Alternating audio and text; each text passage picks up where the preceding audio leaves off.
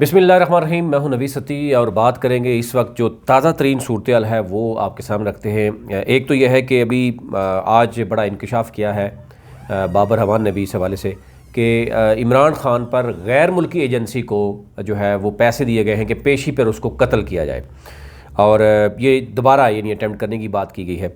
और दूसरी तरफ ये कहा जा रहा है कि इमरान ख़ान अब सड़कों पर आएंगे और वो ज़ाहिर इलेक्शन के लिए कंपेन करेंगे केपी और पंजाब की। लेकिन साथ ही ये बात हो रही है, कल से हमने देखा कि जब से प्राइम मिनिस्टर और आर्मी चीफ़ की मुलाकात हुई और उसके बाद ये भी बताया जा रहा है, ज़राए बता रहे हैं कि आसिफ अली जरदारी यानी पीपल्स पार्टी जो है वो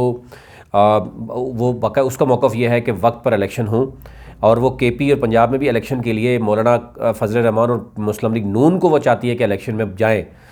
लेकिन मौलाना फजल रहमान को पता है कि बदतरीन शिकस्त होगी KPK में, और यही नून लीग को भी है पंजाब में बड़ी बदतरीन शिकस्त होगी, और वो दोनों इस मामले से भागना चाहते हैं। और फिर बात हो रही है कि जनाब हो सकता है कि जून में असम्बलियाँ तोड़ दी जाएँ, नेशनल असम्बली भी, और इलेक्शन जो है वो अर्ली इलेक्शन थोड़ा सा कॉल किए जाए। इस सूरत हाल में यानी कोई पेशरफ्त हो सकती है, कौमी असम्बली में जा सकते हैं या कोई ऐसी गेम करके तो सुप्रीम कोर्ट में जाना है। दूसरी तरफ ये भी बात हो रही है कि जनाब उमर अता बंदयाल साहब के ख़िलाफ़ जो है वो एक बाकायदा तौर पर तैयार हो रही है एक साजिश, जिसके थ्रू जो है वो देखा जा रहा है कि किस तरीके से उनको मैनेज किया जाए।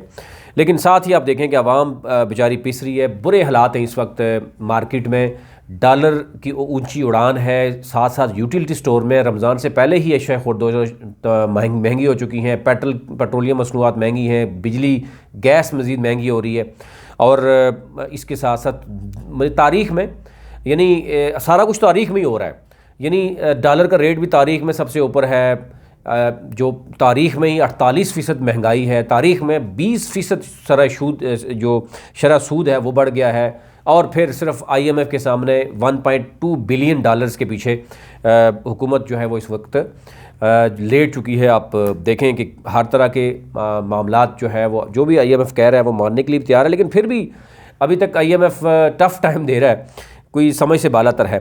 अब ज़ाहिर है एक तरफ इलेक्शन कमीशन तो बज़ाहिर जो है वो तैयार लग रहा है, लेकिन इलेक्शन कमीशन क्या इलेक्शन कराने में कामयाब हो सकता है? इलेक्शन कमीशन ने 30 अरब रुपये भी मांग लिए हैं, और साथ जो है वो PMLN और JUI ने इलेक्शन से भागने का प्लान भी बना लिया है कि जनाब हम इलेक्शन नहीं जा सकते।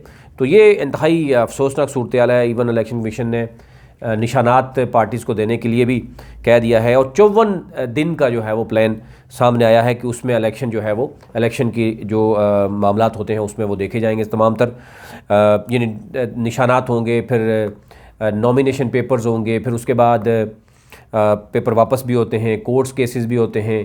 तो ये ओवरऑल सूरत हाल देखने के बाद लेकिन क्योंकि कहा जा रहा है कि ये आने वाला एक हफ़्ता सबसे इम्पोर्टेंट होगा, क्या ये आने वाले 2-3 दिनों में इलेक्शन कमीशन, क्योंकि ये जो वाज़े कर दिया गया कि पंजाब में अगर गवर्नर को इशू है तो सदर पाकिस्तान ने जो तारीख़ देनी है वो दे दें, मशावरत कर ले इलेक्शन कमीशन के साथ। इसी तरीके से KP में अगर गवर्नर ने पहले साइन किए हैं तो KP में गवर्नर जो है वो तारीख़ दे दें।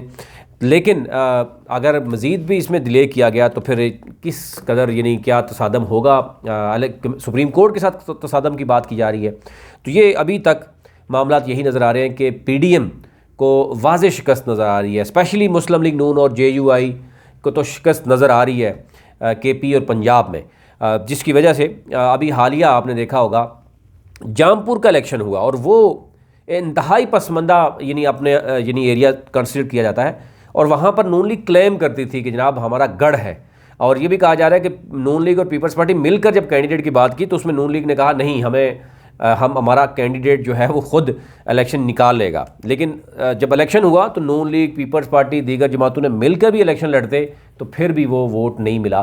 तो यूँ अंदाज़ा करें कि शहरों में क्या सूरत हाल होगी, देहातों में जहाँ पर क्लेम करती है पीपल्स पार्टी और नून लीग कि हमारी अभी भी स्ट्रेंथ मौजूद है। तो ये इंतहाई अफसोसनाक सूरत हाल है कि इलेक्शन से मज़ीद भागने की कोशिश की जा रही है और अपनी तशरीह की जा रही है, और वज़ीर कानून पर बड़े सवाल उठ रहे हैं कि वज़ीर कानून जो है वो यानी इलेक्शन जो सुप्रीम कोर्ट का फ़ैसला आया वो बहुत ही वाज़ेह फ़ैसला है, पहली लाइन में ही लिखा हुआ है कि मेजॉरिटी के साथ 3-2 के साथ, लेकिन उसकी अपनी तशरीह कर रहे हैं कि नहीं यानी बेंच इवन रिकन्स्टिट्यूट हुआ, लेकिन उसके बावजूद वो कह रहे हैं कि जनाब 2 तो पहले जजेस जो हैं वो ये कह चुके हैं, तो ये 4-3 से ये फैसला अपनी तरफ वो करने की कोशिश करें।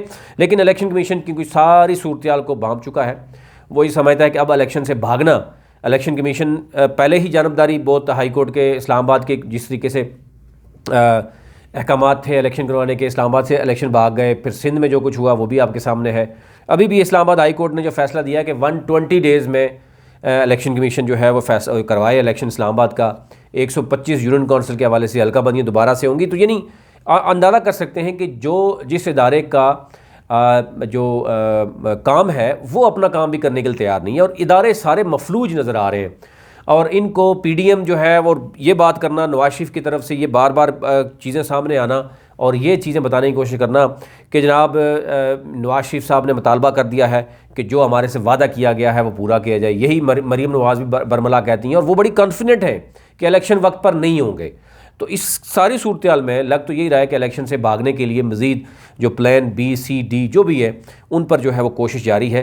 इलेक्शन में अभी भी पीडीएम जाने के लिए तैयार नहीं है, लेकिन दूसरी तरफ इलेक्शन कमीशन को कब रोक दिया जाए। इलेक्शन कमीशन ज़ाहिर है वो तो अभी कोशिश तो कर रहा है, लेकिन दूसरी तरफ PTI और इत्तेहादी जो कह रहे हैं कि हम इलेक्शन जाने लगे हैं, आवाम में जाने लगे हैं, जो है वो बाकायदा तौर पर जो कैंपेन स्टार्ट करने लगे हैं। तो ये, लेकिन साथ साथ जो आज बाबर अवान ने बड़ी बात की, ज़रा ये बात ऑन रिकॉर्ड है, यानी कोर्ट में बात की, उन्होंने प्रेस कॉन्फ्रेंस की कि इमरान खान को पेशी पर लेके आने का मकसद गैर मुल्की एक एजेंसी है उसके थ्रू कत्ल करवाना है और ये दोबारा अटैम्प्ट करवाना है। और यहाँ तक कि वो शख्स जिसने इमरान खान पर कातलाना हमला किया उसको ये फैसिलिटी हासिल है कि उसको ये कहा जा रहा है कि उस पर कातलाना हमला हो सकता है, उसको मारा जा सकता है। इसलिए उसको हमने वीडियो लिंक के ज़रिए उसका जनाब बयान होता है अदालत में, क्योंकि वो उसकी हैसियत क्या है ये सारे जानते हैं।